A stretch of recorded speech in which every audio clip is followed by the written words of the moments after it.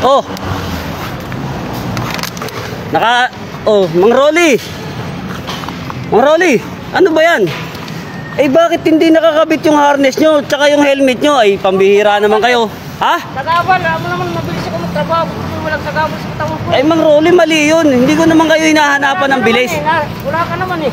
Ayun na nga ang masama, Mang Rolly. Pag wala pala ako, di nyo pala ako sinusunod. Eh wag ganun, Mang Rolly. Eh hindi, di baling mabagal, di ba? Sabi ko di baling mabagal, basta safety kayo. Trabaho, hindi kagaya nila doon, mabagal. Uy, alam ko yun, nandun na yun, mabilis kayo magtrabaho. Pero Mang Rolly, dapat sundin nyo ako.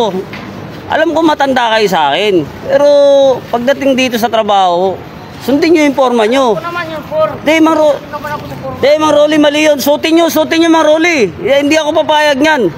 Safety first tayo, walang ganunan. Wala ka naman kasi. Eh di, wag ganun. Ako malilintigan yan sa General Foreman kay boss. Pag nakakapicturean kayo dyan, ha? Walang ganun, Mang Rolly. Oh, galangan lang tayo. Nagalang ko kayo sa edad, pero galangin nyo ako bilang foreman nyo, ha? Okay, sige. Oh. Huli.